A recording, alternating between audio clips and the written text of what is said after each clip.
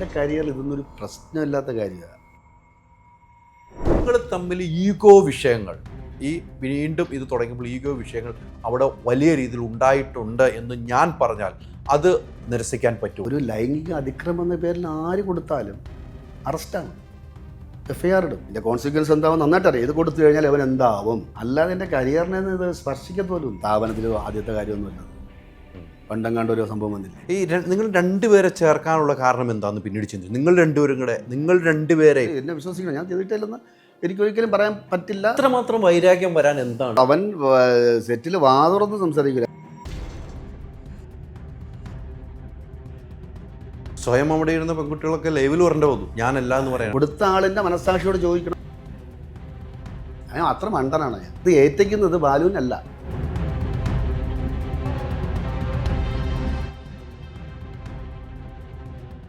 WhatsApp വഴി English പഠിക്കാൻ English cafe ഉള്ളപ്പോൾ ഇംഗ്ലീഷ് ഒരു വിഷയമേ അല്ല. English cafe, we present you the perfect English. WhatsApp now 9633388575. നമസ്കാരം. നമുക്കറിയാം, കുറേ ദിവസങ്ങളായി ഒരു വലിയ പ്രശ്നത്തിൽ അകംപ്പെടുകയും പിന്നീട് ആ പ്രശ്നം എങ്ങനെയാണ് എന്തൊക്കെയാണ് എന്ന് പറയണമെന്ന് ഞാൻ കുറേ പ്രാവശ്യം വിളിച്ചിരുന്നു അദ്ദേഹത്തെ. അപ്പോൾ അദ്ദേഹം ഫോണിൽ വിളിച്ചാൽ പറഞ്ഞു നേരിട്ട് കാണാമെന്ന് പറഞ്ഞു. പക്ഷേ ഒരു പോലീസ് ഒരു കേസെടുക്കുകയും അത് പിന്നീട് കോടതിയിൽ പോവുകയും ചെയ്യുമ്പോൾ ഒരു കേസിനെ കുറിച്ച് പറയാൻ ആളുകൾക്ക് മടിയുണ്ടാകും. മടിയാണോ അതിൻ്റെ നിയമ കുരുക്കാണോ എന്നറിയില്ല. അങ്ങനെ നമ്മളെല്ലാം പ്രിയപ്പെട്ട ബിജു സോപാനത്തിന് ഒരു വിഷയമുണ്ടായി. നമുക്കറിയാം, ഉപ്പുമുളകും എന്ന സീരിയൽ ആളുകളുടെ മനസ്സിൽ, ഫാമിലിയുടെ മനസ്സിൽ ഇടം പിടിച്ച ഒരു സീരിയലായിരുന്നു. അവിടെയാണ് പ്രശ്നങ്ങളുണ്ടായി ഈ ഒരു വിഷയത്തിലേക്ക് പോയത്. ആ ബിജു സോപാനം എന്നോടൊപ്പം. ബിജുട്ടാ നമസ്കാരം. നമസ്കാരം. ഞാൻ വിളിച്ചിരുന്നു താങ്കളെയൊക്കെ. അന്നത്തെ വിഷയമൊക്കെ പറയാൻ. എനിക്ക് ആ വിഷയമൊന്നും പോലെ. ഇതെന്താണ് ഈ നല്ല സ്റ്റൈലും ചുള്ളനായിട്ട്? അത് ഈ നാടകത്തിൽ നിന്നപ്പോൾ നല്ലതായിട്ട് അത് അവിടെ ഒരു ഫിസിക്കൽ ആക്ടിവിറ്റീസൊക്കെ വേണമല്ലോ, കളിയും കാര്യങ്ങളൊക്കെ വേണം. അത് കഴിഞ്ഞിട്ട് നമ്മൾ ഇപ്പോൾ ചെറിയ സിനിമകൾ ചെയ്ത് തുടങ്ങി. പിന്നെ ഈ പറഞ്ഞ പ്രോഗ്രാം അപ്പോൾ ഒന്ന് തടിച്ചു. അപ്പോൾ പിന്നെ വീണ്ടും കുറച്ച് സിനിമയുടെ ഓഫറൊക്കെ വന്നു. അപ്പോൾ ഡയറക്ടേഴ്സിനെ പറഞ്ഞു കുറച്ച് മെലിഞ്ഞാൽ നന്നായിരിക്കും. അപ്പോൾ എനിക്കും തോന്നി അത് സിനിമ കിട്ടാൻ വേണ്ടി മാത്രമല്ല, ആരോഗ്യത്തിനും കൂടെ നല്ലതാണ്. ഇത് ഏതെങ്കിലും ഒരു സിനിമയ്ക്ക് വേണ്ടി ഇപ്പം ആക്കിയാണോ? അല്ല, ഒരു സിനിമ ഇപ്പോൾ പൂജ കഴിഞ്ഞു, പുളിയനം കടപ്പുറം എന്ന് പറഞ്ഞിട്ടാണ്. സതീഷ് അങ്കമാലി. പിന്നെ നമ്മുടെ MN ഇഷാദക്കയുടെ പടം മെയിലുണ്ട്. പിന്നെ നമ്മുടെ അഫ്സൽ കരുനാഗപ്പള്ളിയുടെ ഒരു സിനിമയുണ്ട്. പിന്നെ ആന്റണി സോണിയുടെ ഒരു സിനിമ ഏകദേശം റെഡിയായി. അങ്ങനെ സിനിമ ആണ്, സിനിമ ചെയ്തുകൊണ്ടിരുന്നതാണല്ലോ കുറച്ച്. എന്തായാലും ഇങ്ങനെ നല്ല ഇത് ഇങ്ങനെ മാനേജ് ചെയ്ത കേട്ടോ. നല്ല ഷർട്ട്, ഒരു പയ്യൻ ലുക്ക് ചുള്ളനായി കേട്ടോ. ഈ മൂടൊക്കെ പിടിച്ചാൽ മാറ്റം അനിവാര്യമാണ്. മാറ്റം എല്ലാത്തിനും അനിവാര്യമാണ്. പറയുമ്പോൾ ആ മാറ്റം പറയുമ്പോൾ ആ മാറ്റത്തിൽ നിന്ന് നമുക്ക് തുടങ്ങാം. ഇവിടെ എന്തൊക്കെ മാറ്റം സംഭവിച്ചു ജീവിതത്തിൽ. എന്നാലും ഇത്രയും വലിയൊരു മാറ്റം പ്രതീക്ഷിച്ചില്ലേ? എന്താണ് ഇത്തരം ഒരു മാറ്റം സംഭവിച്ചത്? വലിയൊരു ആരോപണം അല്ലേ? അതിക്രമം മറ്റാണ്. അല്ല, അതിപ്പോൾ നമുക്ക് പറയാം. അല്ലെങ്കിൽ പലരും ചോദിച്ചു എന്നോട് എന്ത് വന്ന് പെട്ടെന്ന് തുറന്ന് പറഞ്ഞില്ല. കാരണം എനിക്കറിയാം, എൻ്റെ ഒരു കലാജീവിതം ആരംഭിക്കുന്ന ഒരു 30 വർഷം മുമ്പെയാണ്. അതായത് 22 വർഷം ഞാൻ ലോകം അറിയുന്ന നാടകാചാര്യനായ സാറിൻ്റെ കൂടെ നിന്നു. അതിനുശേഷം ഇതിൻ്റെ ഇടയ്ക്ക് തന്നെ ഈ സിറ്റ്കോം പ്രോഗ്രാം ചെയ്തു. പിന്നെ അതിനോടനുബന്ധിച്ച് 10-30 ചെറുതും വലുതുമായിട്ടുള്ള വേഷങ്ങൾ ചെയ്തു. എൻ്റെ കലാജീവിതത്തിലോ വ്യക്തിപരമായ രീതിയിലോ എനിക്ക് യാതൊരുവിധ ഇത്തരം ആരോപണങ്ങൾ ഇതുവരെ ഉണ്ടായിട്ടില്ല. എല്ലാവരും വളരെ സൗഹാർദ്ദപരമായി വളരെ രസിച്ചും കളിച്ചും തന്നെയാണ് ഞാൻ മുന്നോട്ട് പോയിക്കൊണ്ടിരുന്നത്.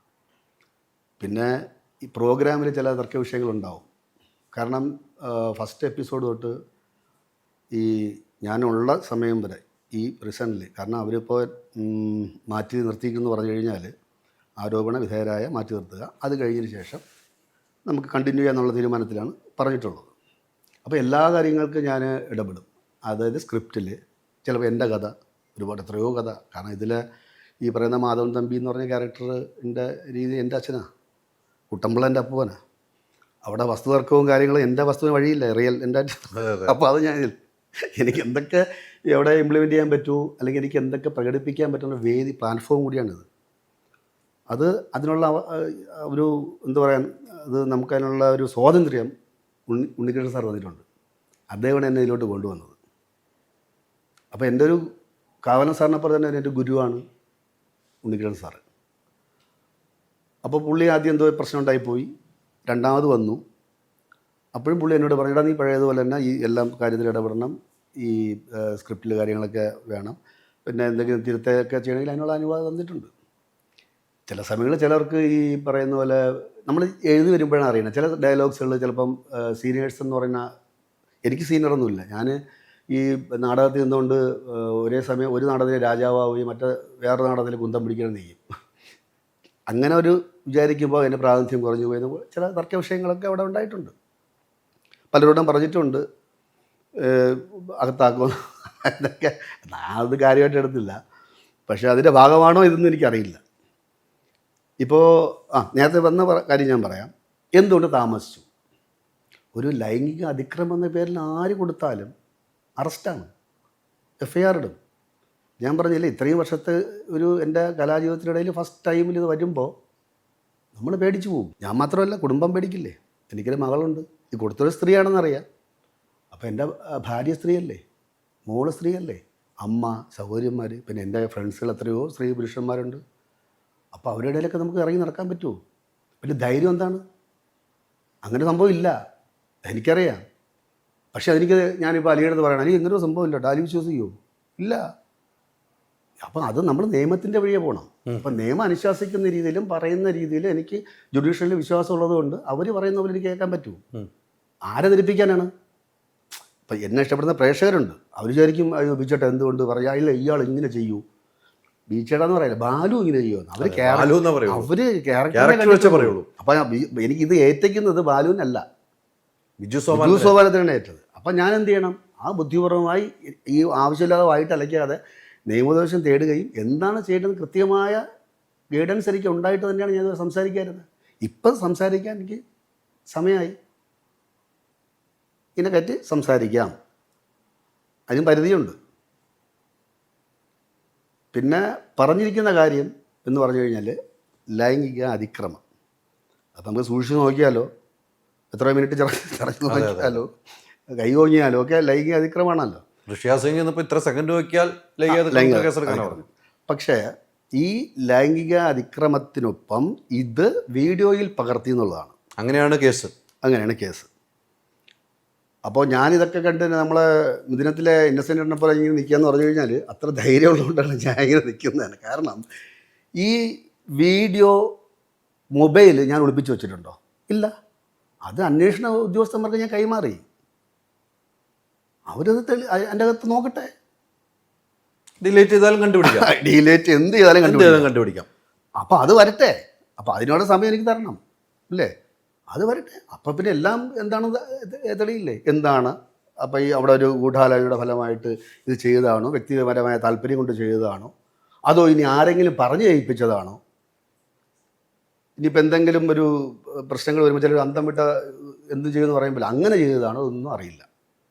പക്ഷേ ഇത് നമ്മൾ നിയമപരമായിട്ട് നേരിട്ടല്ലേ പറ്റൂ. തീർച്ചയായിട്ടും. കാരണം എൻ്റെ കരിയർ നശിപ്പിക്കുന്ന വിധത്തിലാണ്. ആരും ബുദ്ധിയില്ലാത്തവരൊന്നുമല്ലല്ലോ, അറിയാമല്ലോ എൻ്റെ കോൺസിക്വൻസ് എന്താവും നന്നായിട്ട് അറിയാം. ഇത് കൊടുത്തു കഴിഞ്ഞാൽ അവൻ എന്താവും കുറച്ച് കാലത്തേക്കെങ്കിലും. അവർക്ക് തന്നെ അറിയാം, എല്ലാ കാലത്തേക്കും പെട്ടില്ല. കാരണം എൻ്റെ സത്യാവസ്ഥ അവർക്കറിയാം. അപ്പോൾ അവരെ കൊടുത്ത ആളിൻ്റെ മനസ്സാക്ഷിയോട് ചോദിക്കണം, ഞാൻ എന്ത് ലൈംഗിക അതിക്രമം നടത്തിയെന്ന് അവരെ മനസ്സാക്ഷിയോട് ചോദിക്കണം. അപ്പോൾ എനിക്ക് പ്രേക്ഷകരോട് പറയാനുള്ളതെന്ന് പറഞ്ഞു കഴിഞ്ഞാൽ ഇത് വരട്ടെ. അല്ലാതെ ഞാനിപ്പോൾ എന്ത് പറയാൻ പറ്റില്ല ഇല്ല എന്ന് ഞാൻ മുറവിളി കൂട്ടി വിളിച്ച് പറയാം അയ്യോ ഞാൻ അങ്ങനെ ചെയ്തിട്ടില്ല, ആരും വിശ്വസിക്കത്തില്ല. അതെനിക്ക് നല്ല ഉറപ്പുണ്ട്. പക്ഷേ വിശ്വസിക്കും എപ്പോഴെന്നറിയാമോ? ഈ കേസ് ലൈംഗിക അതിക്രമം എന്നുള്ള കേസ് കോടതി വഴി തെളിയുമ്പോഴും ഈ അവർ പറയുന്നത് ഇത് മൊബൈൽ ഷൂട്ട് ചെയ്യുന്ന ആ മൊബൈൽ വരുമ്പോഴും കറക്റ്റായി തെളിഞ്ഞിരിക്കും, തെളിവുകളുടെ അടിസ്ഥാനത്തിൽ. അതെ. ഇവിടെ ഉള്ള പ്രശ്നം എന്താണ്? ബിജു സോപാനം എന്നൊരു വ്യക്തി നേരത്തെ പറഞ്ഞ ബാലു എന്ന ഒരു കഥാപാത്രം ചെയ്ത് പ്രേക്ഷകർ മനസ്സിലിടം പിടിച്ച ആൾ. നിങ്ങൾ ആ സെറ്റിൽ അത്രയും സൗഹൃദമായിട്ട് മുന്നോട്ട് പോയ ആളുകൾ അല്ലേ? ഒരു ഇപ്പം നേരത്തെ ഉണ്ണികൃഷ്ണകാരൻ, അപ്പോൾ ഇതിനു മുമ്പ് ഉണ്ണികൃഷ്ണനുമായിട്ട് വിഷയമുണ്ടായി, ഈ പരാതി നൽകിയ സ്ത്രീയുമായിട്ട് വിഷയമുണ്ടായപ്പോൾ അന്ന് ഞാൻ വാർത്ത ചെയ്തൊരു വ്യക്യമാണ് അല്ലേ? അതിനുശേഷം വീണ്ടും ഞാൻ സാറുമായിട്ട് പ്രശ്നം ഉണ്ടാക്കിയിട്ടില്ല. ഇല്ല, അന്ന് അവർക്കൊരു വിഷയം ഉണ്ടായപ്പോൾ ഞാൻ ഗുരുനാഥനാണ് എല്ലാ വിഷയം ഉണ്ടായത്. അന്ന് അത് എന്നെ ഉണ്ണികൃഷ്ണൻ മാറ്റിയത്. വീണ്ടും ഉണ്ണികൃഷ്ണൻ വരുന്നു. ഇതിനകത്ത് രണ്ട് റൂട്ടാണ്. ഉണ്ണികൃഷ്ണൻ വന്നു കഴിഞ്ഞപ്പോൾ വീണ്ടും ഒരറിവിൽ വിജു സോപാനം ഗുരുവെ പോലെ കാണുന്ന ഉണ്ണികൃഷ്ണൻ അല്ലേ? ഉണ്ണികൃഷ്ണൻ വന്ന് വിജു സോപാനം കൂടെ ഒന്നിച്ചു നിന്നുകൊണ്ട് ആ പരാതിക്കാരിക്കെതിരെ ഒരു നീക്കം നടത്തിയെന്നൊരു ആരോപണം വരുന്നുണ്ട്. രണ്ട് കാര്യങ്ങൾ ഞാൻ പറയാം. ആരോപണം വരുന്നു. അങ്ങനെ ഒരു നീക്കം നടത്തിയപ്പോഴാണ്, ഒരു ആരോപണം വന്നപ്പോഴാണ് ലൈംഗിക അതിക്രമമായി മാറുകയും പിന്നീട് കേസിന് പോവുകയും ചെയ്തു. അങ്ങനെ വന്നിട്ടുണ്ട്. അങ്ങനെ അങ്ങനെ ഞാനൊക്കെ വായിച്ചു. അങ്ങനെ ഞാൻ വാർത്ത വായിച്ചാണ്. അപ്പം ലൈംഗിക അതിക്രമ കേസുമായി മുന്നോട്ട് പോയി. ഇവിടെ ഉള്ള വിഷയം 2 പേർക്കെതിരെയാണ് അല്ലേ? 2 പേർക്ക്, നിങ്ങൾ അതിനകത്തുണ്ടായിരുന്നു, ശ്രീകുമാറും ഉണ്ട്.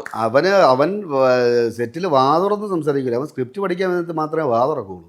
ആരെ കാലത്ത് ഇടപെടാൻ പോകുന്നത് എവിടെയെങ്കിലും പോയിരിക്കുന്ന ഒരുത്തരാണ്. 2 പേർക്കെതിരെയാണ് ഇത്. അപ്പം അദ്ദേഹത്തിന്റെ ഭാര്യ രംഗത്ത് വരികയും ഭാര്യ കാര്യങ്ങൾ വ്യക്തമാക്കുകയും ചെയ്തു. അതിനുശേഷം ഭാര്യയെ പറഞ്ഞിട്ട് ഞാൻ വരുന്നുണ്ട്, ഒരു വരവും കൂടെ വരുമെന്ന് പറഞ്ഞിട്ടാണ്, അത് ആർജവത്തോടുകൂടി പറഞ്ഞിട്ടാണ്. അപ്പം ഒരു ഭർത്താവിന് ഒരു സ്ത്രീ, ഒരു ഭാര്യ കൊടുത്ത ഒരു ബലമാണ് നമ്മൾ കാണുന്നത്. തീർച്ചയായിട്ടും ഒരു ഭർത്താവ് ഏറ്റവും മോശപ്പെട്ട ഒരു ഭർത്താവാണെങ്കിൽ ഒരിക്കലും ആ സ്ത്രീ കൂടെ നിൽക്കുമെന്ന് നമ്മൾ വിശ്വസിക്കുന്നില്ല. ആരും നിൽക്കില്ല. ഒരു ഭാര്യ ഒരു തെറ്റാ വഴിക്കുകയോ ഭർത്താവും കൂടെ നിൽക്കില്ല, ഭർത്താവ് തെറ്റാ വഴിക്കുക ഭാര്യയും കൂടെ നിൽക്കില്ല. പിന്നെ ആ ഒരു റൂട്ടാണ് നമ്മൾ കണ്ടുകൊണ്ടിരിക്കുന്നത്. അല്ലെങ്കിൽ ഒന്നും അല്ലാത്തവനായിരിക്കണം അവർക്ക് കൂടെ. അങ്ങനെയൊക്കെ വരുമ്പോൾ ഇപ്പോഴത്തെ സാഹചര്യത്തിൽ നേരത്തെ ബിജുചേട്ടൻ പറഞ്ഞ പോലെ ഞാൻ വൈകിയത് കാരണങ്ങൾ വ്യക്തമായി. നിങ്ങൾ തമ്മിൽ ഈഗോ വിഷയങ്ങൾ, ഈ വീണ്ടും ഇത് തുടങ്ങുമ്പോൾ ഈഗോ വിഷയങ്ങൾ അവിടെ വലിയ രീതിയിൽ ഉണ്ടായിട്ടുണ്ട് എന്ന് ഞാൻ പറഞ്ഞാൽ അത് നിരസിക്കാൻ പറ്റുമോ? ഇല്ല. ഈ വിഷയങ്ങൾ ഒരുപാട് ഉണ്ടായിട്ടുണ്ട്. പല തലത്തിൽ. പക്ഷെ അത് ഇമാതിരി ഒരു രീതിയിൽ അവിടെ ചെറിയൊരു കോക്കസ് ഉണ്ട്, ചെറിയതായിട്ട്. അപ്പോൾ അത് പലരുടെയും പറഞ്ഞ് അറിഞ്ഞിട്ടുള്ളതാണ് ഇവനകത്താക്കും എന്ന് ഞാൻ പലരും അറിഞ്ഞിട്ടുള്ളതാണ്. പക്ഷേ ഞാൻ പറഞ്ഞില്ലേ, അത് നമ്മളൊരിക്കലും കലാകാരന്മാരല്ലേ, അങ്ങനെ ക്രൂരമായിട്ട് നമ്മൾ ഒരിക്കലും ചിന്തിക്കില്ല ഉള്ളതാണ് എൻ്റെ വിശ്വാസം. പക്ഷേ ഈ പറയുന്ന പോലെ ഇത് നമുക്ക് തുറന്നു പറയണമെങ്കിൽ കഴിയട്ടെ എന്നെനിക്ക് പറയാൻ പറ്റും. അല്ല, നമ്മൾ ആരെയും വ്യക്തിഹത്യ ചെയ്യുന്നില്ല. ഇപ്പം പറയില്ലേ, ഒരു കൊലപാതകം ചെയ്യുന്നത് ചിലപ്പോൾ അവൻ്റെ ആ സമയത്ത് ഒരു ഇതായിരിക്കാം, അല്ലേ? പറയില്ലേ, ആ ഒരു സമയം കൊണ്ട് ചെയ്തു പോയതാണ് എന്ന് പറയാം. ഇതുപോലെ ചിലപ്പോൾ ഈ നുണപ്രചരണങ്ങളും കള്ളക്കേസ് നിലനിൽപ്പിൻ്റെ ഭാഗമായിട്ട് ചെയ്തിരിക്കാം. അങ്ങനെയൊക്കെ വരുമല്ലേ? അപ്പോൾ അങ്ങനെയൊക്കെ നമുക്ക് ഊഹമാണ്. ഇതൊന്നും നമുക്ക് അങ്ങനെയാണെന്ന് നമുക്ക് പറയാൻ പറ്റില്ല. ഒന്നും പറയാൻ പറ്റില്ല. പക്ഷേ നമ്മൾ ഈ അൾട്ടിമേറ്റ് നമ്മൾ ചിന്തിക്കുന്നത്, ഇപ്പം ഞാൻ എന്നെ വിശ്വസിച്ചതുകൊണ്ട് എനിക്ക് പറയാൻ ഇല്ല, എന്നോട് മാത്രമേ പറയാൻ പറ്റൂ, അല്ലെങ്കിൽ എന്നെ അറിയാവുന്ന സുഹൃത്തുക്കളോടും എൻ്റെ കുടുംബക്കാരോടും മാത്രമേ പറയാൻ പറ്റൂ. ഞാൻ ഈ വിഷയത്തിൽ ഞാൻ ഒരു തെറ്റും ചെയ്തിട്ടില്ല.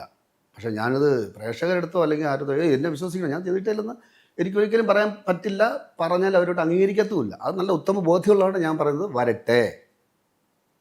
ഈ പറയുന്ന മൊബൈലിൽ പിടിച്ചു വച്ചിരിക്കുന്ന അറിയാലോ എന്തുകൊണ്ടാണെന്ന്. അപ്പോൾ അവർ ഫുള്ള് പരിശോധിക്കുകയല്ലേ. അപ്പോൾ ഇവർ പറഞ്ഞ ആരോപണം മൊബൈലിലുണ്ടോ എന്നറിയട്ടെ. ഇവിടെ ഒരു ചർച്ച നടന്നിരുന്നു ഈ കേസുമായിട്ട് മുന്നോട്ട് പോകുന്നത്. ഇപ്പോൾ പറഞ്ഞല്ലോ, പല ആൾക്കാരും ഫോക്സ് തൊട്ട് ഇയാളെ അകത്താക്കുമെന്ന് പറഞ്ഞു. അങ്ങനെ പറഞ്ഞു എന്ന് ബിജു സോപാനത്തിന് അവിടെ പറഞ്ഞു എന്ന് പറഞ്ഞാൽ അവിടുത്തെ കുറച്ച് എന്തിനാണ് അവിടുത്തെ, ഞാൻ ഈ പറയുന്ന പ്രോഗ്രാം നിന്നിട്ട് വർഷങ്ങളായില്ലേ. ഏതെങ്കിലും ഒരു ആർട്ടിസ്റ്റിനോട് ചോദിച്ചു നോക്കൂ, ഞാൻ എന്താണ് അവിടെ പെരുമാറിയതെന്നും എൻ്റെ സ്വഭാവം എന്താണെന്നും ചോദിച്ചാൽ അവർ പറയും. ഇതൊക്കെ അറിഞ്ഞു കഴിഞ്ഞപ്പോൾ നമ്മൾ ഈ സീരിയലിലുണ്ടായിരുന്ന നമ്മുടെ മക്കളുണ്ടല്ലോ അല്ലേ, അത് എനിക്ക് ഏറ്റവും വിഷമം എന്ന് പറഞ്ഞാൽ എൻ്റെ കൺമുന്നിൽ വളർന്ന മക്കളെപ്പോലും പലരും വെറുതെ ഇവരായിരിക്കും അന്തം വിട്ട്. കാരണം എനിക്ക് ഏറ്റവും വിഷമം, എൻ്റെ കൺമുന്നിൽ വളർന്ന കുട്ടികളാണ് അവരൊക്കെ, അവരെ പോലും ആരും വെറുതെ വിട്ടില്ല. അപ്പോൾ ഇതൊക്കെ കണ്ട് മാറിയിരിക്കുകയായി അവർ. അതാണ് നമുക്ക് പറയേണ്ടത്. അതാണ് ആ ബുദ്ധി എന്ന് പറയുന്നത്. ഇതൊക്കെ കണ്ടിട്ട് നമ്മളെ മക്കളല്ലേ, നമ്മളെ മക്കളെ മീൻസ് അച്ഛാമ്മന്നാണ് വിളിക്കണേ. ആ വിളിച്ച മക്കൾ ഇത്രയും ഒരു സംഭവത്തിൽ ചെന്ന് പെടുമ്പോൾ, അറിയാതെ അവരെ പഴിചാരിക്കൊണ്ടിരിക്കുമ്പോൾ, ഈ കൊടുത്ത ആള് ആരായിക്കോട്ടെ, അതല്ല അവിടെ ഒരു ദിവസം വന്നു പോയ ആളായിക്കോട്ടെ, ആ പ്രോഗ്രാമിൽ ഒരു ദിവസമേ വന്നോളൂ, അല്ലെങ്കിൽ 2 ദിവസമേ വന്നോളൂ, അല്ലെങ്കിൽ അവിടെ നിൽക്കുന്ന ആളായിക്കോട്ടെ, അത് നോക്കിക്കൊണ്ടിരിക്കാൻ പറ്റുമോ? അപ്പം ഞാൻ പറഞ്ഞ അത്രയും ഒരു ക്രൂക്കഡ് ബുദ്ധിയിൽ പ്രയോഗിച്ചു എന്നുള്ളതാണ്. മക്കളെന്ത് പറഞ്ഞു? മക്കളെന്ന് വെച്ചാൽ ജീവിതത്തിലെ മക്കളല്ല, നമ്മുടെ പ്രോഗ്രാമിലെ മക്കൾ. ഞാൻ പേര് പറയാം, കേശു ഉൾപ്പെടെയുള്ള മക്കളുണ്ടല്ലോ നമുക്ക്. അവന് പാവം, അച്ഛാന്ന് മൊത്തം വിളിക്കാത്ത മകൻ. അതെ, അവനും എല്ലാവർക്കും വിഷമമാണ്. പക്ഷേ ഞാൻ പറയുന്നില്ല, ഒരു സ്ഥാപനത്തിൽ നിൽക്കുമ്പോൾ അവർക്കൊന്നും പറയാൻ പറ്റില്ല. കാരണം അവരെ കൂടെ നിൽക്കുകയാണ്, അവർക്ക് മാസ ശമ്പളങ്ങൾ കിട്ടും, അവർക്ക് ഒന്നും പറയാൻ പറ്റില്ല. അവർ നിസ്സഹായവരാണ്. അവർക്ക് ആ അവസ്ഥയില്ല. ഞാൻ ആരും വേണ്ടെന്നേ, എനിക്ക് കോടതി ഈ നിയമം മതി, എനിക്ക് വേറെ ആരും വേണ്ട. ഇപ്പം സഹകരിപ്പിക്കാനും എന്താ പറയുന്ന ആശ്വാസ വാക്കുകൾ പറയാനും ഒക്കെ ആൾക്കാരുണ്ടായിട്ട് ഇതിൽ കാര്യമില്ല. ഒരു കാര്യമില്ല. നമുക്ക് നിയമത്തിൻ്റെ വഴിയാണ് മുന്നോട്ട് പോകുന്നത്. അല്ല അതിലൊരു വേറൊരു മാറ്റവും ഇല്ല. ഇതൊരു അറസ്റ്റ് ഭയന്നിരുന്നു അല്ലേ? ഭയന്നു എന്ന് പറഞ്ഞാൽ ഞാൻ ഭയന്നില്ല, പറഞ്ഞപ്പോൾ ഭയന്നു. എനിക്കെങ്ങനെ അറിയില്ല.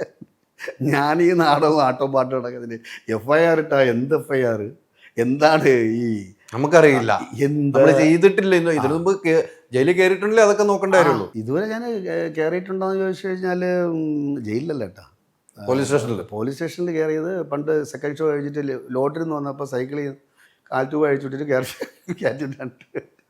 അല്ല ഞാൻ കയറി വരില്ലേ, പത്രത്തിൽ വരില്ലേ. പക്ഷെ ഇത്രയും ഒരു സംഭവങ്ങൾ ഉണ്ടായിട്ടും ഒരു ബിജു സോപാനം എന്ന് പറഞ്ഞ ഒരു ആക്ടറിൻ്റെ ജീവിതത്തിൽ ഭയങ്കരമായിട്ട് ബാധിച്ചിട്ടില്ലേ? ജീവിതത്തെ എന്നല്ല, ജീവിതത്തെ എന്ന് പറഞ്ഞാൽ ഞാൻ പറഞ്ഞു ജീവിതം, വൈഫ്, കുട്ടി, അത് കഴിഞ്ഞിട്ടുള്ള പിന്നെ എൻ്റെ ബന്ധുക്കൾ. പക്ഷെ ഞാൻ പെടുന്നതും ഇപ്പം ഞാൻ എത്രയോ സ്കൂളുകളിൽ കോളേജിലൊക്കെ നാടകം ഡയറക്റ്റ് ചെയ്യാൻ പറ്റുന്നുണ്ട്. ഇപ്പം എത്രയോ ശിഷ്യന്മാരുണ്ട്, നമ്മളെ മാതൃകയാക്കിയ ആൾക്കാരുണ്ട്. എത്രയോ പെൺകുട്ടികളെ പഠിപ്പിച്ചിട്ടുണ്ട്, എത്രയോ പിള്ളേരെ പഠിപ്പിച്ചിട്ടുണ്ട്, എത്ര പേരോട് അഭിനയിച്ചിട്ടുണ്ട്. 22 വർഷമൊക്കെ ഒരു സ്ഥാപനം നിൽക്കുക എന്ന് പറഞ്ഞാൽ എത്ര ഫോറിനേഴ്സൊക്കെയാണ് അവിടെ ഫെലോഷിപ്പിന് വേണ്ടി അവിടെ വരുന്നത് തന്നെ. പിന്നെ എത്ര സിനിമയിൽ ചെറുതും വലുത് പക്ഷേ എത്ര പേര് ആയിട്ട് ആൾക്കാർ അഭിനയിച്ചിട്ടുണ്ട്. ഇതിൽ തന്നെ എത്രയോ പേര് വന്നു പോയിട്ടുണ്ട്. ഞാൻ ഒരു ചീത്തപ്പേരും കേൾപ്പിച്ചിട്ടില്ലല്ലോ. അപ്പം ചീത്തപ്പേരെന്നുള്ളതല്ല ഇവിടെ കാര്യം. വൈരാഗ്യ ബുദ്ധിയോടുകൂടി ഇത്രമാത്രം വൈരാഗ്യം വരാൻ എന്താണ് ബിജു സോപാനത്തിനടുത്ത്? അറിയില്ല. ഇത് കഴിയട്ടെ, അത് പഠിക്കണം, അത് അറിയാം, പറയാറായിട്ടില്ല. അറിയാന്ന് പറഞ്ഞാൽ അത് നമ്മുടെ ഒരു എൻ്റെ കരിയറിൽ ഇതൊന്നൊരു പ്രശ്നമില്ലാത്ത കാര്യമാണ്. ഇപ്പം ബിജു സോപാനത്തിന് പ്രശ്നമല്ലെങ്കിൽ സമൂഹത്തിൽ പ്രശ്നമാണത്. സമൂഹത്തിൽ പ്രശ്നമാണ് തീർച്ചയായിട്ടും. പിന്നെ ഒന്നാമത് പ്രേക്ഷകർ അറിയണമെന്ന് ആഗ്രഹപ്പെടുന്നത് എന്നെ ഇഷ്ടപ്പെട്ടതുകൊണ്ടാണ്. അതെ, ഈ ബാലിച്ചേട്ടൻ ഇത് ചെയ്യുമോ എങ്കിൽ പിന്നെ പറഞ്ഞുകൂടെ ചേട്ടാ എന്നൊക്കെയുള്ള രീതിയിലാണ്. പക്ഷേ എല്ലാവരും ക്ഷമിക്കുക എന്ന് പറഞ്ഞാൽ എൻ്റെ ഈ അവസ്ഥയാണ്, പറയാൻ പറ്റാത്തൊരവസ്ഥയാണ്. നമ്മുടെ നിയമവ്യവസ്ഥയാണ്, അത് നല്ല നിയമമാണ്. കാരണം ഇത് അങ്ങനെ പറയാൻ പാടില്ല. കാരണം നമുക്ക് നിരാലംബയായ സ്ത്രീകൾക്ക് സഹായമാകുന്ന നിയമങ്ങൾ അത് വേണം. പക്ഷേ അതിനെ ദുരുപയോഗപ്പെടുത്തുന്ന ഒരാൾ ഉണ്ടെന്നുള്ളതാണ്. അത് ദുരുപയോഗപ്പെടുത്തുന്നത് എങ്ങനെ അറിയും? ഇപ്പം പറയാൻ പറ്റില്ല. കേസ് തെളിഞ്ഞതിന് ശേഷമല്ലേ പറയാൻ പറ്റുള്ളൂ. കൊടുത്ത ആരാണ് അവർ ദുരുപയോഗപ്പെടുത്തുന്ന രീതിയിലാണ് ചെയ്തിട്ടുള്ളത്. അത് കോടതിയിലൊരു വിധിയും വന്നിരുന്നു. ബാലേന്ദ്ര മേനോനെതിരെ ഒരു സംഭവം വന്നപ്പോൾ അത് വന്നു. സ്ത്രീകൾക്ക് മാത്രമല്ല, തീർച്ചയായിട്ടും ഇവിടെ അഭിമാനം ഉണ്ടെന്ന് അവർക്കെതിരെ നല്ല കേസ് കൊടുക്കാമെന്നും മാനനഷ്ടത്തിന് കേസ് കൊടുക്കാൻ വീണ്ടും വന്നിട്ടുണ്ട്. അങ്ങനെയുണ്ട്. സത്യം ഏതും ആയിക്കോട്ടെ, അല്ല ഈ ഒരു നിയമം നല്ലതല്ലേ? അതെൻ്റെ അമ്മയ്ക്ക് ബാധകമാണ്, എൻ്റെ സഹോദരിക്ക് ബാധകമാണ്, എല്ലാവർക്കും ബാധകമാണ്. അത് ഈ നിയമം നല്ലതാണ്.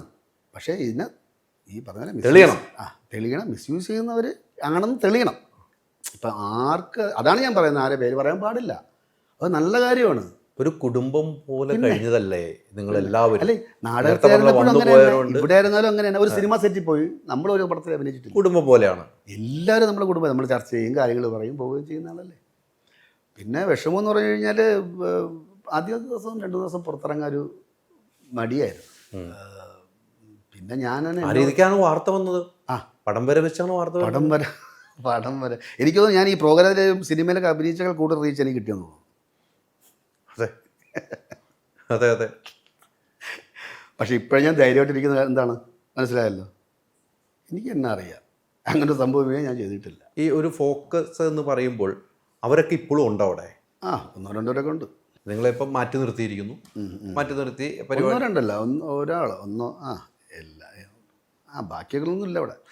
ആ സംഭവങ്ങളൊക്കെ ഇതൊക്കെ ഉണ്ടായതിനു ശേഷം ഇതിന് നമുക്ക് ഇത് ചെയ്തുകൊണ്ടിരുന്ന ഒരു സ്ഥാപനമുണ്ടല്ലോ, സ്ഥാപനത്തിൻ്റെ ഇടപെടൽ നിങ്ങൾ മാറ്റി നിർത്തിയിട്ടുണ്ടെങ്കിലും സ്ഥാപനത്തിൻ്റെ ഇടപെടൽ ഉണ്ടായിട്ടില്ലേ?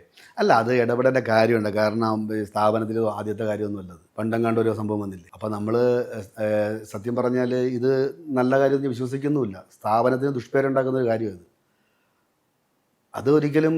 ഇപ്പോൾ ഞാനാണ് സ്ഥാപനത്തിൻ്റെ ആളാണെങ്കിൽ ഞാനും ഈ പറയുന്ന ആൾക്കാരെ നമ്മൾ മാറ്റി നിർത്തി തന്നെ ചെയ്യും. സ്ഥാപനത്തിന് ചുമക്കേണ്ട കാര്യമില്ല. അത് അവർ ചെയ്തത് 100% ശരിയെന്നുള്ള വിശ്വാസമാണ് എനിക്ക്. ഇവരൊരു ഇടപെടൽ പിന്നീട് ഉണ്ടായെന്ന് ചോദിച്ചു. അല്ല, ഇടപെടേണ്ട കാര്യമില്ല. അവർ പറയുന്നത് എന്ന് പറഞ്ഞു കഴിഞ്ഞാൽ ഇത് കേസ് കഴിഞ്ഞിട്ട് സത്യാവസ്ഥ അറിയിട്ട് ചെയ്യാം, അഭിനയിക്കാം, അത്രേ പറയുന്നുള്ളൂ. അത്രയല്ലേ പറയാൻ പറ്റുമോ അവർക്ക്? തീർച്ചയായിട്ടും. ഇപ്പോൾ ഞാനാണ് തെറ്റുകാരാണെന്ന് അറിഞ്ഞു കഴിഞ്ഞാൽ പിന്നെ എന്നെ വിട്ട് അഭിനയിപ്പിച്ചിട്ട് കാര്യമില്ലല്ലോ, അല്ലേ? ഒരിക്കലുമില്ല. അവരുടെ തീരുമാനങ്ങൾ നല്ലതാണ്. ഇനി എത്ര കേസിൻ്റെ കാര്യം വെച്ചാൽ കേസൊക്കെ നീണ്ടുപോകും. അങ്ങനെയാണ് കേസുകളെല്ലാം നമ്മൾ കാണുന്നത്. അതെ അതെ എത്രയും നാളുകൾ കേസ് നീണ്ടു. അതെ അതെ അത്രയും നാളുകളിലും ആ ആ ആ കേസ് വിധി വരുന്നവരെ താങ്കളുടെ പേരിൽ ഉന്നയിച്ച ആരോപണം അവിടെ നിലനിൽക്കുകയാണ്. ആരോപണം നിൽക്കും. നിലനിൽക്കുകയാണല്ലോ നിയമം. അല്ല, നിയമം അങ്ങനെയാണ്, നിലനിൽക്കുകയാണ്. ആ ആരോപണം നിലനിൽക്കുന്ന അത്ര കാലം താങ്കൾക്കുണ്ടാവുന്ന ഒരു മാനസിക സമ്മർദ്ദമുണ്ട്. അല്ല അലി, അത് ഞാനിപ്പോൾ എനിക്ക് അലിയുടെ മുമ്പിൽ നിന്ന് പൊട്ടിക്കരഞ്ഞ് പറയാനൊന്നും എനിക്ക് പറ്റൂല. പക്ഷേ അത് വിഷമമില്ലെന്ന് പറയാൻ പറ്റുമോ? പക്ഷെ ആ വിഷമം ഇല്ലാതാക്കുന്നത് എൻ്റെ ചങ്കൂറ്റമാണ്. കാരണം ഞാൻ അങ്ങനെ ചെയ്തിട്ടില്ല എന്നുള്ള ചങ്കൂറ്റമാണ്. എന്നെ അറിയാമെന്നുള്ളവർ അവർക്കറിയാമെന്നുള്ളതാണ്. എൻ്റെ വീട്ടിൽ എൻ്റെ ഭാര്യ, എൻ്റെ അമ്മ, അച്ഛൻ, സഹോദരന്മാരൊക്കെ. പിന്നെ ഒരു കാര്യം അലി മനസ്സിലാക്കിയിട്ടുണ്ടോ, ഞാൻ 22-ാമത്തെ വയസ്സിലാണ് ഈ കലാരംഗം തുടങ്ങിയത് തന്നെ. ഇത്രയും വർഷം ഞാൻ ഇങ്ങനെ കഷ്ടപ്പെട്ട് അവസരങ്ങളും ചോദിച്ച് ഇവിടം വരെ എത്തിയിട്ട് ഇങ്ങനെ ഒരു പ്രവൃത്തി കാണിക്കൂ. എനിക്കറിയാവുന്ന ആളാണല്ലോ, ഇങ്ങനെയൊക്കെ കാണിച്ചവർ നമ്മൾ വാർത്തകൾ കേട്ടിട്ടുണ്ട്. അപ്പം ഇങ്ങനൊരു സാഹസിന് വരുമ്പോൾ എൻ്റെ കരിയർ ഇവിടെ പോവല്ലേ? ഞാൻ ഇങ്ങനൊരു കാര്യത്തിന് വേണ്ടി ചെയ്യണമെന്ന് ഞാൻ അത്ര മണ്ടനാണ് ഞാൻ. എല്ലാ പത്രങ്ങളിൽ ഫോട്ടോ വരുന്നു, ചാനലുകൾ. അങ്ങനെ പറഞ്ഞാലേ നിൽക്കുകയുള്ളൂ. ഇപ്പം ഞാൻ പറയട്ടെ, അല്ല നിങ്ങൾ അക്രമം എന്ന് പറയുമ്പോൾ നമ്മൾ ലൈംഗികത എന്ന് പറഞ്ഞ പേരെവിടെ കിടക്കുകയല്ലേ? എന്നെ ആക്രമിച്ചു എന്നല്ല പറയണേ. അതെ അതെ, ലൈംഗികത എന്നുള്ള സംഭവം തന്നെ വൃത്തികെട്ടെന്തോ പോലെയല്ല. ഒരു ലൈംഗികത ലൈംഗിക അതിക്രമം എന്ന് പറയുമ്പോൾ തന്നെ ഫസ്റ്റ് കേസ് എടുക്കുക ജനങ്ങളുടെ ഇടയിൽ. പിന്നെ ലൈംഗിക പീഡനം വരെ വന്ന് വിജു സോപാനം ലൈംഗികമായിട്ട് പീഡിപ്പിച്ചു. അത് ആരെയൊക്കെയാണ് അവിടെ ഗസ് ചെയ്തെടുത്തത്? ആരൊക്കെ? അതൊക്കെ ആയിട്ട് നമുക്ക് വിഷമമുണ്ടാവില്ലേ? സ്വയം അവിടെ ഇരുന്ന പെൺകുട്ടികളൊക്കെ ലൈവിൽ വരേണ്ടി വന്നു. ഞാനല്ല എന്ന് പറയാം, ലൈവിൽ വരേണ്ടി വന്നു. പിന്നെ എൻ്റെ മോക്ക് കോളേജിൽ ഉള്ള പിന്നെ ആയിക്കൊണ്ട് നല്ലൊരു കോളേജ് ആരും അങ്ങനെ ചോദിച്ചില്ല. അപ്പം നമുക്ക് ഇതിനെപ്പറ്റി ഒരു ബോധമൊന്നുമല്ല. പിന്നെ വൈഫിന് വിഷമമുണ്ടായിരിക്കും. പിന്നെ നല്ല ഞാൻ വളർന്ന ഇൻസ്റ്റിറ്റ്യൂഷൻ, അവിടെയുള്ള ആർട്ടിസ്റ്റ് നാടക കലാകാരന്മാരല്ലേ. അപ്പോൾ എത്ര ആൾക്കാർ. അപ്പോൾ അവരുടെ അടുത്തൊക്കെ അവരൊന്നും വിളിച്ചിട്ടില്ല. അവർക്ക് വിഷമമായിരിക്കാം, അവർ വിളിച്ചിട്ടില്ല. അപ്പോൾ ഇത്തരം വളരെ വിഷമത്തോടെ കടന്നു പോകുന്ന അവസ്ഥയാണ് ഇപ്പോൾ. നമുക്ക് വിഷമമുണ്ടെങ്കിൽ നമ്മൾ ഉള്ളിൽ ചിരിച്ചുകൊണ്ട് അഭിനയിക്കേണ്ടി വരൂലേ? ഇപ്പം ഞാൻ ഇവിടെ ഇരുന്ന് കരഞ്ഞു കാണിച്ചിട്ട് വല്ല കാര്യമുണ്ടോ? ആർക്കാണ് സന്തോഷം? എതിരാളികൾക്ക് സന്തോഷം വരും. അപ്പം എനിക്കങ്ങനെ കരഞ്ഞു കാണിക്കേണ്ട കാര്യമില്ല. പിന്നെ ഈ പറയുന്ന പോലെ ഈ മീഡിയ, അതിൽ എന്നെ വളർത്തിയത് മീഡിയയാണ്. ഞാനിപ്പോൾ ഇവിടെ ഇരിക്കാൻ കാരണം എന്നെ അത്രത്തോളം പാലു ചേട്ടാന്ന് വിളിച്ച് ഹൈപ്പ് ചെയ്ത് എവിടെ പോയാലും, സിനിമയുടെ പ്രൊമോഷൻ ആയാലും എവിടെ ആയിരുന്നല്ലോ. അപ്പോൾ അവർക്കും ഒരു ഇതാണ്, എന്തുകൊണ്ട് ചേട്ടൻ വന്ന് പറഞ്ഞില്ല? പക്ഷെ ഇതിനൊരു വരുമല്ലോ അല്ലേ? ഇതിന് എന്തില്ലേ? ഇവിടെയൊക്കെ ഒരു ഉദാഹരണമായിട്ട് ചൂണ്ടിക്കാണിച്ചത് നിവിൻ പോളിനെയാണ് കേട്ടോ. അല്ല, അതാണ് പറയാം, എൻ്റെ കേസിൻ്റെ വ്യത്യാസം. നിവിൻ പോളിനെയാണ് എല്ലാവരും ചോദിച്ചത്. നിവിൻ പോളി അന്ന് നിവിൻ പോളിന് ആരോപണം വരുന്നു. വൈകുന്നേരം 7 മണിക്ക് വാർത്താസമ്മേളനം നടത്തുവാണ് അദ്ദേഹം വാർത്താസമ്മേളനം നടത്തിയാണ് ആളുകളുടെ അടുത്ത് വന്നത്. പക്ഷേ അദ്ദേഹം ആ സറൗണ്ടിൽ ഇല്ല. ഇതല്ല, ഒരേ ഏരിയയിൽ എന്നുള്ളതാണ് കേസ്. പിന്നെ ഒരുമിച്ചുണ്ട്, ഒരുമിച്ചുണ്ട്, ഒരു ലൊക്കേഷനിലുണ്ട്. അതാണ്. പിന്നെ എനിക്കത് അറിയില്ല സത്യം. FIR-നെ പറ്റിയുള്ള ഡീറ്റെയിൽസ് അറിയുന്നതിന് ഞാൻ ഇതോടുകൂടിയാണ്. അപ്പം എൻ്റെ നിയമത്തിലുള്ള ആൾക്കാർ പറഞ്ഞതാ, നിനക്ക് FIR ഉണ്ട്, അറസ്റ്റാണ്. അപ്പം ഞാൻ ഫസ്റ്റ് ഇതിനു വേണ്ടി അന്ന് കുറച്ച് കോടതി ഒഴിവൊക്കെ ആയിരുന്നു. ആ സമയത്തൊക്കെ നമ്മൾ പെട്ടുപോയില്ല. കാരണം അറിയില്ല, എനിക്കിത് കേട്ടിട്ട് എന്താണ്, പിന്നെയാണ് ഞാൻ അറിയുന്നത്, അയ്യോ ഇതൊക്കെയാണോ സംഭവം. ഇതൊക്കെ എക്സ്പീരിയൻസ് ഉള്ള ആൾക്കാർക്കൊന്നും വലിയ പ്രശ്നമൊന്നുമില്ല, അവർക്കൊക്കെ കൊടുക്കാം. കേസ് കേട്ടൊക്കെ അവർക്ക് കൊടുത്തിട്ട് ഇരിക്കാം. പക്ഷേ എനിക്ക് എൻ്റെ ലൈഫിലെ ഫസ്റ്റ് ടൈമാണ്. ഈ മുൻകൂർ ജാമ്യം ലഭിക്കാൻ വേണ്ടി പാടുപെട്ടോ? വലിയ പാടൊന്നും പെട്ടില്ല. ഇല്ല. കോടതിക്ക് ബോധ്യമായി, കറക്റ്റ് ബോധ്യമായി എന്താണെന്നുള്ള രീതിയിൽ. ഈ നിങ്ങൾ രണ്ടുപേരെ ചേർക്കാനുള്ള കാരണം എന്താണെന്ന് പിന്നീട് ചിന്തിച്ചു? നിങ്ങൾ രണ്ടുപേരാണ്, വിജു സോപാനന്ദൻ ശ്രീകുമാരനെയാണ് ചേർക്കുന്നത്. നിങ്ങളെ മാത്രം ചേർക്കാനുള്ള കാരണം എന്താണ് പിന്നീട് ചിന്തിച്ചിട്ടുണ്ടോ?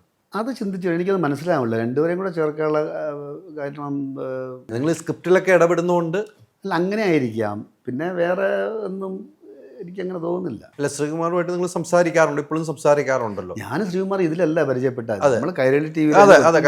അല്ല ഇപ്പോഴും ഞാൻ ഇപ്പോഴും സംസാരിക്കുന്നുണ്ട് ഈ കേസുകളൊക്കെ സംസാരിക്കുന്നു. കേസല്ല, എന്താണ്, സുഖമാണോ, അല്ല ഈ വിഷയങ്ങളും ചർച്ച ഉണ്ടാവുമല്ലോ. അപ്പൊ നിങ്ങൾ തന്നെ സ്വയം ഒന്ന് ആലോചിച്ചിട്ടില്ല ഇത് എന്താണ് എന്ന്? നിങ്ങൾ രണ്ടുപേരും കൂടെ അന്തം വിട്ടിരുന്നിട്ടുണ്ട്? തീർച്ചയായിട്ടും. തീർച്ചയായിട്ടും തീർച്ചയായിട്ടും. അവന് ചിരിയാണ് എപ്പോഴും സത്യം പറഞ്ഞു കഴിഞ്ഞാൽ. അവൻ പിന്നെ അധികം സംസാരിക്കാറില്ല. അതെ അതെ. അവൻ ഒരു ഇൻ്റർവ്യൂവിൽ അവൻ സംസാരിക്കാത്ത ആൾക്കാർ അവന് സെറ്റിലും ഇങ്ങനെ തന്നെയാണ്. എനിക്ക് വർഷങ്ങൾക്ക് മുമ്പ് പരിചയമുണ്ട്. പിന്നെ ബിജുചേട്ടനെ അറിയുന്ന മുമ്പ് എനിക്ക് പരിചയമുള്ള ശ്രീകുമാറിനെ പരിചയം. പിന്നെ ഞങ്ങൾ ആടുപുലിയാട്ട സിനിമയിലൊക്കെ ഞങ്ങൾ ഒരുമിച്ചുണ്ടായിരുന്നില്ലേ. നമ്മൾ പടത്തെ അഭിനയിച്ചില്ലേ. അപ്പോൾ അന്നൊക്കെ എനിക്കറിയാം ശ്രീകുമാറിനെ. അവിടെയൊന്നും ഒരു പേര് ദോഷം ഞാനുണ്ടാക്കി കേട്ടിട്ടില്ല. പിന്നെ ഒരു ആരോപണം ഉന്നയിക്കുമ്പോൾ അത് തെളിയുന്നവരെ ആരോപണത്തിന് തന്നെയാണ് നിങ്ങൾ രണ്ടുപേരും. അങ്ങനെ തന്നെയാണ്. ഇപ്പം ബിജു സോപാന എൻ്റെ അടുത്ത് ഇരിക്കുന്നതും കുറ്റാരോപണമായിട്ട് തന്നെയാണ് എൻ്റെ അതിനകത്ത് യാതൊരു മാറ്റവും എനിക്കില്ല. പക്ഷെ താങ്കൾക്ക് പറയാനുള്ളത് പ്രേക്ഷകരെ അറിയിക്കേണ്ട ഒരു ബാധ്യത എനിക്കുണ്ട്. താങ്കളൊരു മനസ്സ് ഇതുവരെ തുറന്നിട്ടില്ല. ഇന്നും മനസ്സ് തുറക്കാമെന്ന് ഞാൻ പല പ്രാവശ്യം ചോദിച്ചപ്പോഴാണ് മനസ്സ് തുറക്കാൻ സമ്മതിക്കുന്നത്. ഇപ്പോഴും അതിനായിട്ടുള്ള ഏകദേശമൊക്കെ, കാരണം എനിക്ക് നിയമം ഉപദേശിച്ചിരുന്ന എൻ്റെ ഫ്രണ്ട്സ് ഉണ്ട്, അല്ലെങ്കിൽ അഡ്വക്കേറ്റ് ഉണ്ട്. പുള്ളി പറഞ്ഞു പറയാം എന്ന് പറഞ്ഞു. അല്ല, ഇത്രയും സമയം എടുത്തില്ലെങ്കിൽ ഞാൻ തുടക്കകാലം വന്ന് പറഞ്ഞാൽ എനിക്ക് ആലിയുടെ അടുത്ത് എനിക്ക് ഒന്നും പറയാൻ പറ്റില്ല. ഞാൻ എന്ത് പറയും? അത് എന്നെ അവസാനം എല്ലാം കൂടെ ആക്കി എന്നെ ഞാൻ എന്ത് ചെയ്യാന്ന് പറഞ്ഞിട്ട് നിൽക്കും. ഇപ്പം എനിക്ക് ഏകദേശം കാര്യങ്ങൾ മനസ്സിലാക്കി നിൽക്കും. അതായത് ഇത് പറയാം എന്നുള്ളൊരു അവസ്ഥ. നമ്മൾ പറഞ്ഞു വന്നത് ഇവിടെയായിരുന്നു.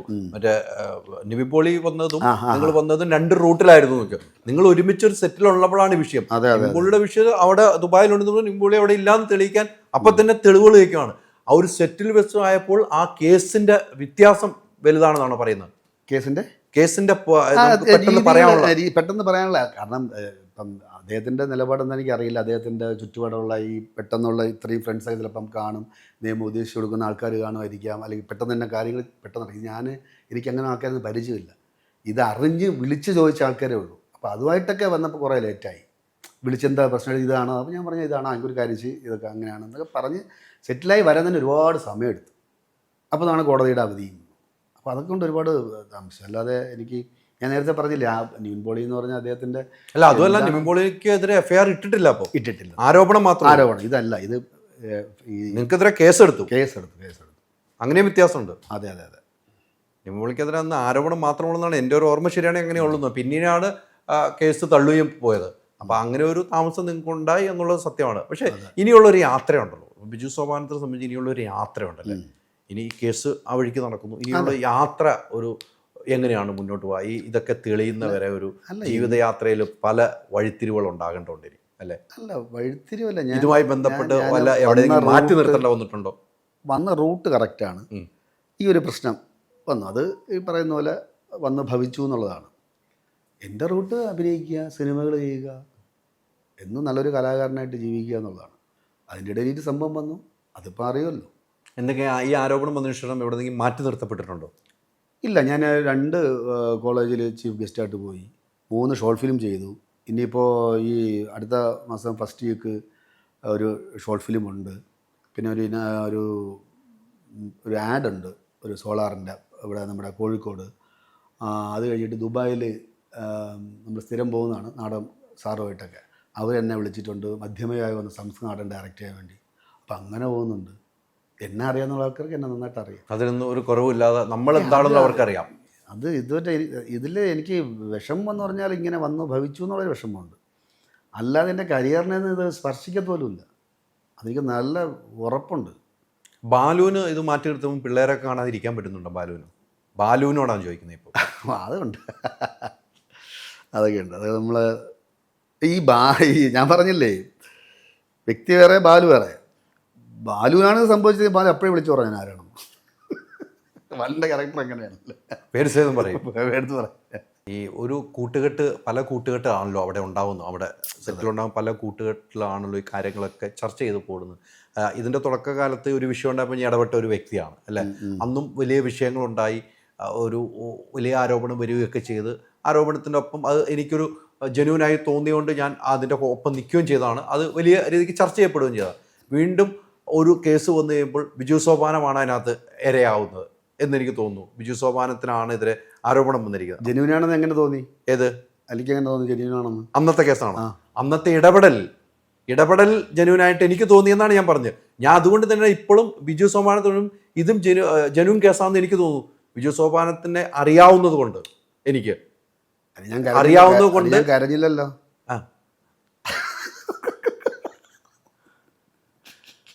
അന്ന് കരഞ്ഞത് കൊണ്ടാണോ?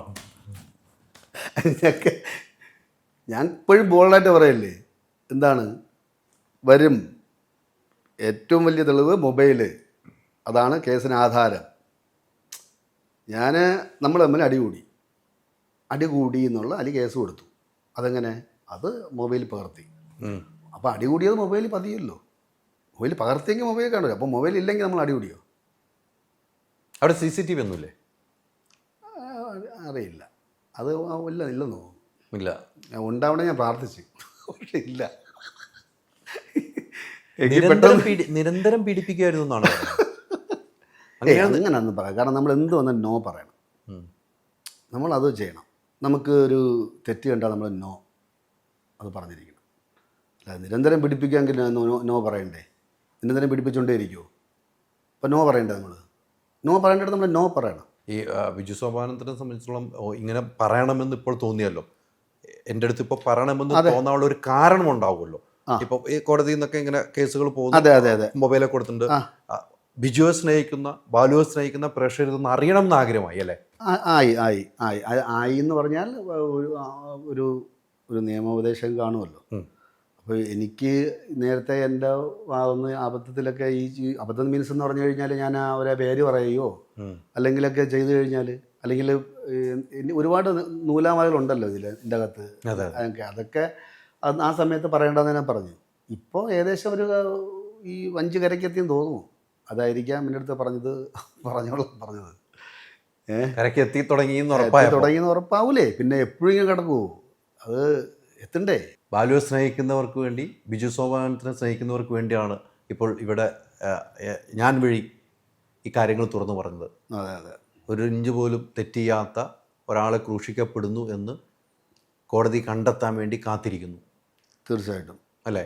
തീർച്ചയായിട്ടും. ആ യാത്ര തുടരുക. പിന്നെ പ്രേക്ഷകരോട് എനിക്ക് പറയാനുള്ളതെന്ന് പറഞ്ഞു കഴിഞ്ഞാൽ, ഈ ഞാൻ വരാൻ താമസം എന്ന് പറഞ്ഞതിൽ വളരെ ന്യായമായ കാര്യമാണ്. അത് ഞാൻ തെറ്റൊന്നും പറയുന്നില്ല. അവർക്ക് അറിയാനുള്ള ആഗ്രഹമുണ്ട്. കാരണം അത്രത്തോളം എന്നെ ഇഷ്ടപ്പെട്ടു. അതുകൊണ്ട് അവർക്ക് അറിയാനുള്ള ആഗ്രഹമുണ്ട്.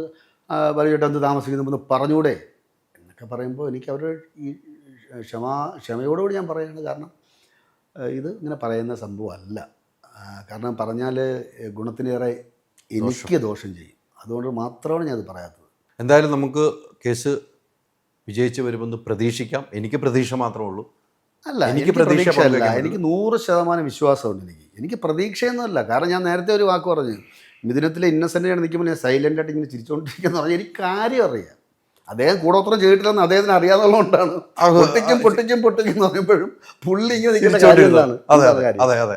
നീ പൊട്ടിക്ക് ചെയ്യ്, എനിക്കറിയാലോ ഞാനല്ലെന്ന് എന്ന് പറയുമ്പോൾ ഞാൻ ഈ തമാശയായിട്ട് പറയുമ്പോൾ ഇനി അടുത്ത പൊങ്കാലയാണ്. കാരണം ഇത്രയായിട്ട് തമാശ പറയുന്നല്ലോ, പഠിച്ചില്ലല്ലോ. ഒന്നാമത്തെ കാര്യം പൊങ്കാല ഞാൻ കണ്ടു. ട്രിവാൻഡ്രംകാരനുകൊണ്ട് എത്രയോ വർഷത്തെ പൊങ്കാല കണ്ടിട്ടുണ്ട്. മനസ്സിലായില്ലേ?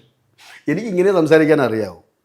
അല്ല, അങ്ങനെയുള്ള ആളെയാണ്, അങ്ങനെയുള്ള ബിജു സോപാനത്തിനാണ് ഇഷ്ടം, അങ്ങനെയുള്ള ബാലുവിനെയാണ് ഇഷ്ടം. അല്ല, സീരിയസ് ആയിട്ട് വന്നിരുന്നിട്ട് ഞാൻ കാണിച്ചു തരാം. ആരെ കാണിക്കാനാണ്? എന്തിനാണ്? എൻ്റെ ജോലി എന്താണ്?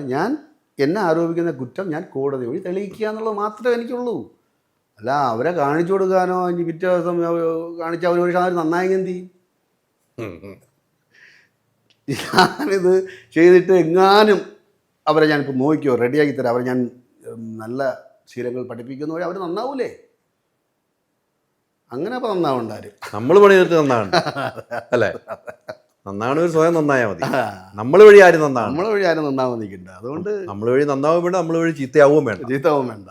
അതാണ് എൻ്റെ കറക്റ്റ് അല്ലേ? അപ്പോൾ എന്തായാലും ഒത്തിരി സന്തോഷം. മനസ്സ് തുറന്ന് സംസാരിച്ചിട്ടുണ്ട്. എനിക്കും വളരെ സന്തോഷം ഇങ്ങനെ സംസാരിക്കാൻ കിട്ടിയതിലും എൻ്റെ കാര്യങ്ങൾ തുറന്നു പറയാൻ കഴിഞ്ഞതിലും. എന്തെങ്കിലും തെറ്റുകുറ്റങ്ങൾ ക്ഷമിക്കണം കേട്ടോ. കാരണം ഈ പറഞ്ഞ പോലെ എനിക്ക് കേസിനെ പറ്റിയോ അതിൻ്റെ രീതികളെ പറ്റിയോ ചില ടെക്നിക്കൽ വേഡ്സുകളുണ്ടല്ലോ, അതിനെപ്പറ്റിയൊന്നും വലിയ ഗ്രാഹ്യമില്ല. പിന്നെ പറഞ്ഞില്ല, അത് എങ്ങനെ പറഞ്ഞില്ലേ, ഇങ്ങനെ പറഞ്ഞില്ലേ, കോട്ട് ചെയ്തതെന്നും പറഞ്ഞിട്ടും കാര്യമില്ല. കാരണം ഞാൻ ഇങ്ങനെയാണ്. പക്ഷെ എൻ്റെ ഞാൻ പറയുന്നു 100% ഞാൻ തെറ്റ് ചെയ്തിട്ടില്ല. കുറ്റാരോപിതനാണ്. പിന്നെ കുറ്റവിമുക്തനായി വരും. അന്ന് കുറേയും കൂടെ പറയും. അത് പറയാനൊന്നുമില്ല. എന്ത് പറയാനാണ്? ആരെപ്പറ്റി പറയാനാണ്? അന്നും പറയാൻ എന്താണ്? നമ്മുടെ ജീവിത രീതി ഞാൻ നേരത്തെ പറഞ്ഞില്ല, എന്താണ് തീരുമാനം? എൻ്റെ തീരുമാനം ഇതൊന്നും അല്ല. ഇതെവിടെ ചവിട്ടി പോയപ്പോൾ ഒരു മുള്ള് അതിനെ നമ്മൾ നോക്കിയിരുന്നിട്ട് ഒരു കാര്യമില്ല. അത് നമ്മൾ കളഞ്ഞിട്ട് നമ്മുടെ പാത വെട്ടിത്തുറന്ന് നമ്മൾ ഈ ഇത്രയും വർഷം നിന്ന കലാരംഗത്ത് നിന്ന് ഇനി എനിക്ക് പുറകോട്ട് പോകാൻ പറ്റുമോ? കാശ് മാത്രമല്ലോ എൻ്റെ ഒരു സ്വപ്നമല്ലേ അത്. അപ്പോൾ അതിന് ആരെങ്കിലും വന്ന് തച്ചുടച്ച് കഴിഞ്ഞാൽ അതിന് വീണ്ടും വീണ് കൊടുക്കുന്ന ആളൊന്നുമല്ല ഞാൻ. പിന്നെ ഇങ്ങനെ നിന്നുകൊണ്ട് സൂക്ഷിച്ചും കണ്ട് തന്നെയാണ് നിന്നിട്ടുള്ളത്. അതുകൊണ്ട് ഞാൻ ഈ ഒരു ഇങ്ങനത്തെ വിഡ്ഢിതങ്ങൾ കാണിച്ച് സ്വന്തം കരിയർ തുലയ്ക്കാൻ തയ്യാറാവുമോ? അതുമില്ല. പിന്നെ നിലനിൽപ്പിൻ്റെ ഭാഗമായിട്ട് ആൾക്കാർ എന്തെങ്കിലും ചെയ്തെങ്കിൽ അതിൻ്റെ അനന്തരഫലം അവർ തന്നെ അനുഭവിച്ചോട്ടെ. പിന്നെ ഒരു കാര്യം കൂടെ പറയാനുണ്ട്.